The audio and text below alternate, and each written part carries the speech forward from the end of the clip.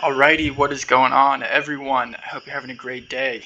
Alright, so in this video, we are going to go over the best places to live in Puerto Rico. Whether you are moving here for Act 60, or whether you are a snowbird coming down from New York, or something like that, you may be interested, where should I stay in Puerto Rico? It's a big island, it is true. So let's go address those questions. To give a little bit of context here, I have been living in Puerto Rico for about 5 years, and I've actually only lived in the San Juan area, so that is where I can speak with the most experience from. But I've visited many parts of the island, and San Juan is quite large. It has a lot of different parts, as we will dive into. So it's not just one small city. It's pretty well spread out. The metro area covers a lot. So let's, start off with, we'll take a comprehensive overview first. So if you're looking at Puerto Rico and you're like, okay, I want to move to Puerto Rico, the first place you're probably going to think of is San Juan. And I'm not going to lie, San Juan is definitely probably the area that you should live for most people. Assuming you're moving here because of Act 60 or tax incentives or something like that, you are probably a relatively young male. You also may have a family. In that case, we'll cover that as well. But the stereotypical person who's an Act 60 decree holder is going to be a young or middle-aged male. And for those people, San Juan is probably going to be the spot. But we'll cover other cases as well. So aside from San Juan, I'd say the couple other spots that we're going to just cover off quickly would be San Juan. Dorado is another hot spot close to San Juan. That's only about 30 minutes driving. It's about 30 minutes roughly. Traffic can affect that. Aside from Dorado, Palmas del Mar is another spot which we can consider, especially if we have a family. That's probably the best place if you have a family. And finally would be Rincon, or somewhere on the west coast, specifically Aguada, Aguadilla.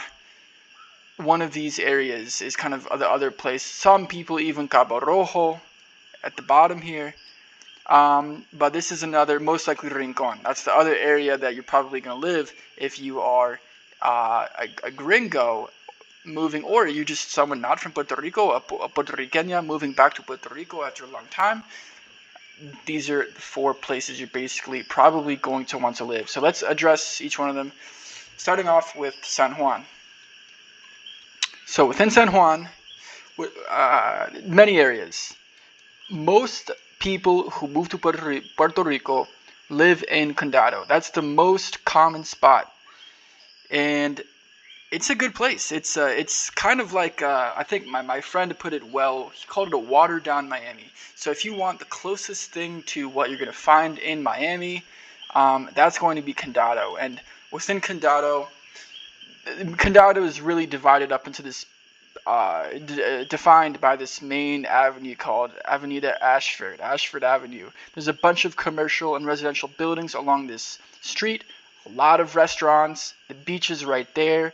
These beaches are actually very nice. They can get kind of crowded, but if you want an urban cosmopolitan life as close as you can get to that, and also have walking access, direct access to the beach, then this is probably going to be the area for you. If you like big cities, if you are coming from any large city, then this is probably going to be the closest thing that you're going to find that replicates that. So a lot of people in Act 60 and just people who move to Puerto Rico like living in Condado. It's probably the most expensive spot.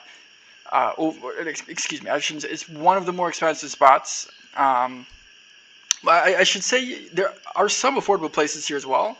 It can fit your budget. You can spend as much or as little as you want, but I emphasize much. You can spend as much as you want in Condado. But I will refrain from talking about price points in this video, but too much because I don't want to give incorrect data. But you could probably find places for, studios for $2,000, nice somewhere around there, maybe $1,500 to $2,000 for studio apartments or one-bedroom apartments in the Condado area. We'll just use that as a reference. It's the one bedrooms. Excuse me. Okay, outside of Condado, it can get pretty congested. So one reason that Condado is not fantastic is because it does get congested. There's a lot of tourism in the area. It does have very good beach access. It's right there. There's a lot of beach line, so that part is very convenient. But it's very hectic. This is, you're kind of downtown in the urban core pretty much. So you do have to deal with parking issues and all that stuff. So that is, there's some downsides and a lot of tourism. It's very tourist heavy. So another option would be, if a little bit south, just Miramar, this area. This is a very nice area. It's a little bit more family oriented, and there's still quick access to the beach, and also pretty quick access to San Juan, down here, Old San Juan. So Miramar is a place that we see people who've been living in Condado or Puerto Rico for a while. Sometimes they move to Miramar. It's a bit calmer. There's much less tourism. There's still a bunch of good restaurants around this area, a lot of restaurants in this area, and it's more local. You're becoming more local in Miramar. This area over here is not as nice. This is like Santurce. They call it the Santurce area, and it's a mix. Some of these neighborhoods, especially by the Walmart, kind of get sketchy and are not quite as nice, but they're definitely more affordable places to live as well if you're on a budget. So that is something to consider. As we move east along the coast and all this, I'd say this generally as you move further south and further east across this area, I would say it gets more sketchy, progressively more sketchy as you move east and south. Not necessarily progressively more sketchy, but that is a general rule of thumb for this particular area. Eventually you hit Ocean Park, and these are all good places to live. Ocean Park is also touristy, but has more space. So if you're looking to have great access to the beach, but have a little bit more space and have a little bit more of a laid-back vibe, the restaurants here are not quite as fancy. There's not quite no glitz and glam in Ocean Park, or less of that. That is an interesting place to live. Keep going down, and you have more of the same thing. It gets more resorty around here at Isla Verde, and these places here. There's more like resort style, classic like Mexico beach style restaurants and hotels. Bigger beaches, less populated, more sparse. This is also an interesting if you really want the beach and don't want to have too much. There's not as many commercial things. It's less walkable here as well, I would say, especially with the highway here. But this is also another interesting place to live. Here, I'd say it's mixed, ghetto, not necessarily the best place to live on most of the places throughout here. You get Hato-Rey is kind of is another like a more business area. Let's see exactly where it is. You'll see here. So Hato-Rey is kind of like the business area. That's a lot of people work in whatever professional services, accounting, financial services, law, whatever it may be. That's kind of where the young professionals work in this area. Wouldn't really recommend living there. So if you're talking about San Juan, and I'll cover Old San Juan in a second. Yeah, mostly Condado, Ocean Park, Isla Verde. Those are kind of the main places where you're going to want to live if you're kind of like a young urbanite. Another place for young urbanites to consider is Old San Juan. Old San Juan is extremely touristy. There's a lot of cruise ships that come in and park right here. Tourism is increasing every year, so it's definitely very tourist heavy. It is the most beautiful. It is the most character of any place in San Juan, arguably. It's one of the oldest, second oldest city, I believe, in the Western Hemisphere from the 1600s. So the architecture is beautiful, and it gives you a lot of inspiration. Really colorful buildings, and it's a good mix. It's a good mix of It's not too urban in the sense that there's no huge skyscrapers. Instead, it's like this old city kind of vibe, and it really can be a nice place to live, especially when the cruise ships leave at 6, 7 p.m. And during kind of the off months when there's not as many tourists there, it could really be a nice place to live, and very much walking distance to grocery stores, everything that you would want. There's this nice park here, very large green space called El Morro, and that's a really nice place to play frisbee or go for a walk or walk your dog or anything like that. Parking can be difficult in Old San Juan. It definitely is difficult. You can't get parking stickers if you're a resident, if you're staying there, so you can park on the street. But overall, that is weakness, pain point. It would be parking in Old San Juan. This part in the middle here, wouldn't recommend too much living in this area in the middle. It is kind of ghetto. There's a lot of cell phone towers. It's really not anything to write home about. There are some exceptions, but it's not that common. There are some towers here. There's, I'm blanking on the name. I believe it's called Millennium Tower. I believe it's around here. And there's also some other towers here, Caribe Hilton. These are pretty good places to live. I think it's strategically located between Condado and Old San Juan. And so this is also, if you can find anywhere here, I think this is actually a pretty good place to live. Would be anywhere here or here, right in the beginning of Miramar. There's not a ton of availability for stuff here, but it's a very central and strategic location that's not too touristy, which is nice, especially kind of in Miramar. Less tourists, but still have great access to both Condado and Old San Juan. So that is covering off most of the places in San Juan if you're a young urbanite. There is a ferry that goes across the Catano. I would not recommend living here. No one lives here. It's not nice. Wouldn't really recommend it. So yeah, I'll just, instead of saying everywhere I don't recommend, I'll just say where I would consider elsewhere living. Okay, so let's say you want to live in San Juan, Puerto Rico, San Juan, but you're not an urbanite and you don't want to live in the hustle and bustle. You want a bit more of a relaxed feel. Maybe you are with your girlfriend or your wife and you want to live in a house. Okay, where do you live if you want to live in a house? Personally, I think the best areas to live in a house would be Guaynabo, somewhere in Guaynabo, or Trujillo Alto.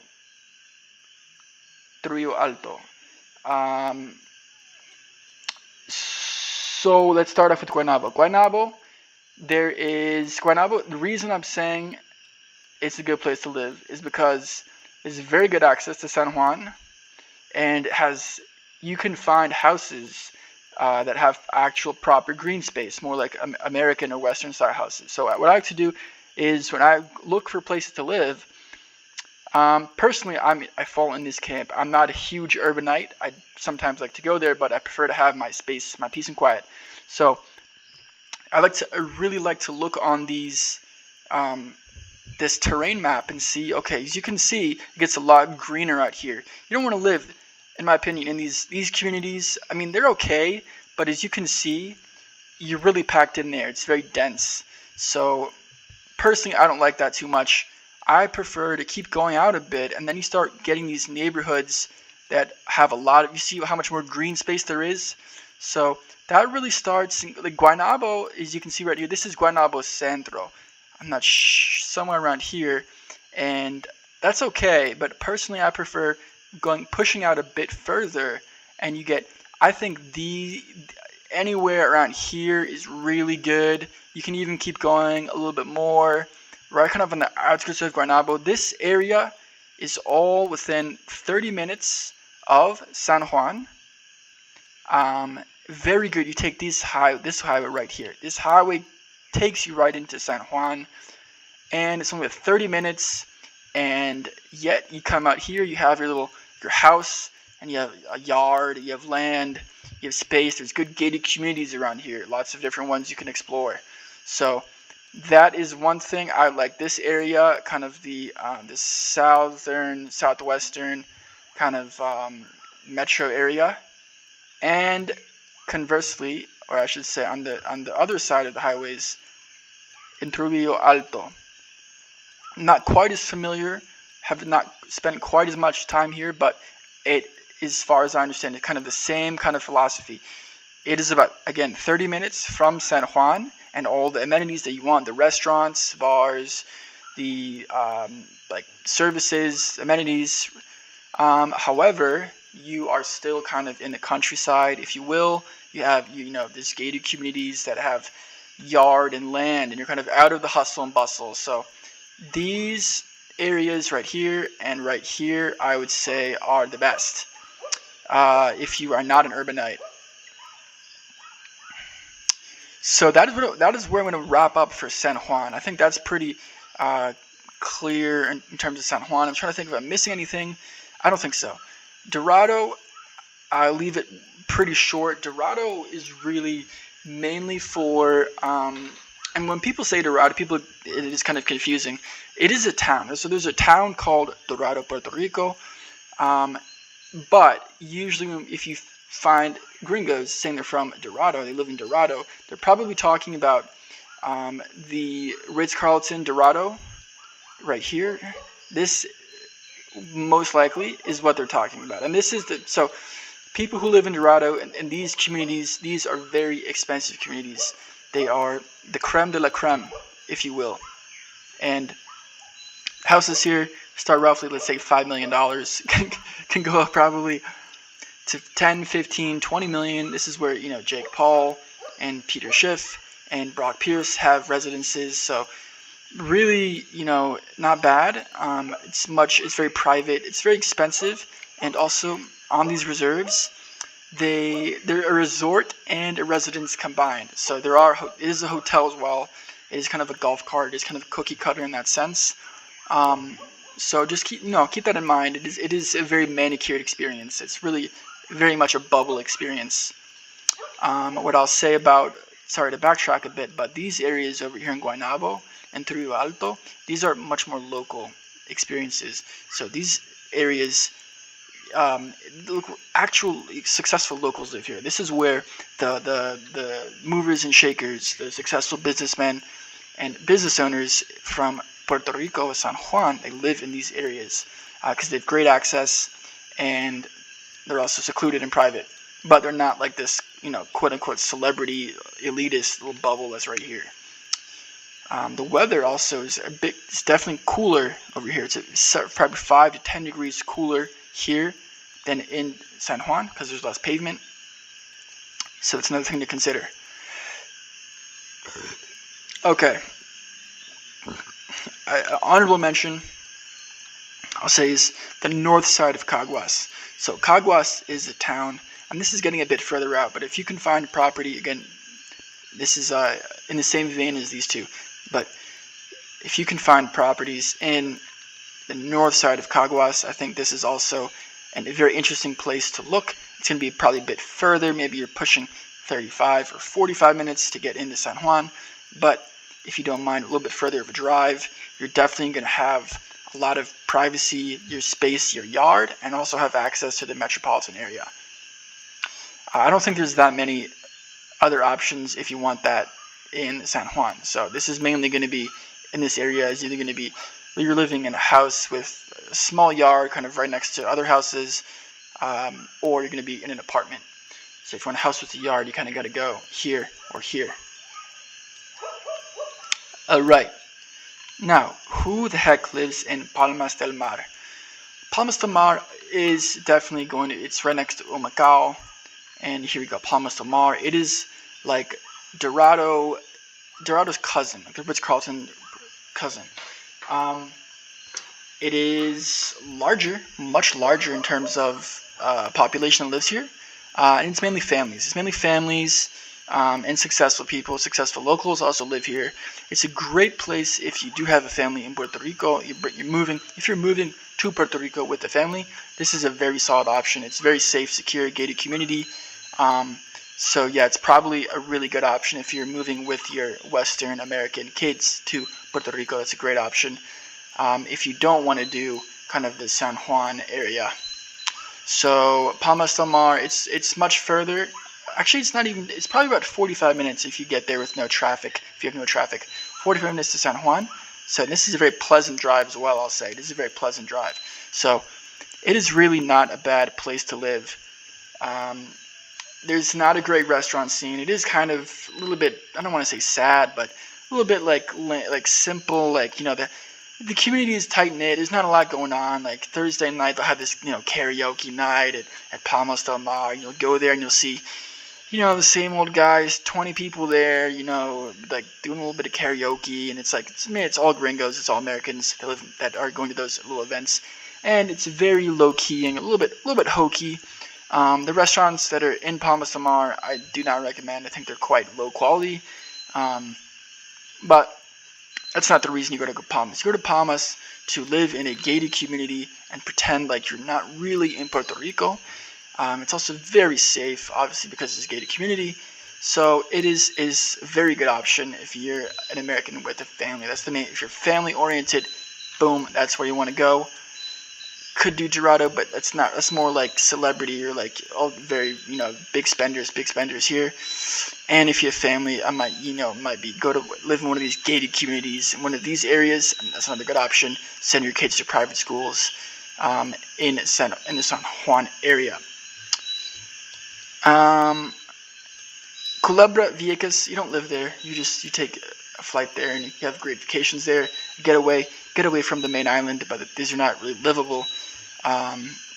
It's very rare that people live there. It's too isolating. Now, what else? Really, everything else is pretty much not livable. Of course, you can live there, but no one chooses to live there, almost, that I know of. So occasionally you have people that live in these mountain towns. There's kind of more like loner types, extreme nerds, or sometimes older people, maybe single older people, whatever, might go to the mountains. Usually that's more reserved for like Airbnb stuff, like, you want to take a mountain vacation. So I wouldn't really recommend living in here as your primary residence if you're moving from the West, or from the States, I should say. Here we go, West Coast. The other option, now this is the next other option, is going to be the West Coast, primarily centered around Rincon. That is where all of the action is on the West Coast for Americans. And it is a little bit like a Hawaii. It's the closest you can get to a Hawaii type feel in Puerto Rico. It's going to be this Rincon area. It does not compare very well. It's still much less developed. It's very underdeveloped compared to Hawaii and some Costa Rica type vibes, but it's the closest thing you can get. So if you like that kind of nature feel, like I walk around in flip-flops and I just want to snorkel and surf all day, and then walk into the grocery store with sand on my feet and shirt off, that's the kind of the place that you're going to go to for that. That's Rincon. And it's definitely pretty gentrified at this point. It's quite expensive. There's definitely premium to be paid if you are going to live in Rincon. So you can sometimes find value in, Aguadilla, Aguada, but those are also getting more expensive, but still is true. Mayagüez is the college town. This is one of the second, I believe it's the second largest population in Puerto Rico. It would be the Mayagüez area. It's where the University of Puerto Rico is in Mayagüez, one of the main ones. I believe it's the largest one is in Mayagüez. And so a lot of young Puerto Ricans live here. So I don't think this would apply to anyone. I wouldn't recommend living in Mayagüez for any particular reason. This is very local. Almost no foreigners live in Mayagüez. What else? Cabo Rojo, almost no foreigners live there. This is basically beach vacation. That's some nice, very still, calm waters. There's not many waves around here, so this is a good place for a beach vacation or beach home. And then coming over here, almost no gringos live in Ponce. Almost none. Would not recommend it. Because the city of Ponce is basically semi-abandoned. 50% of the buildings in Ponce are not inhabited. It is really not a place you want to live. It's not particularly safe either. So would skip all this.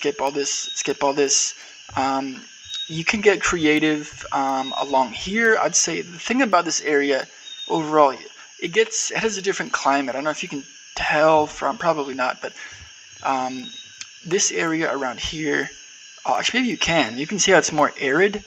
If you can see, like, it's darker green here, and then it's like less green here.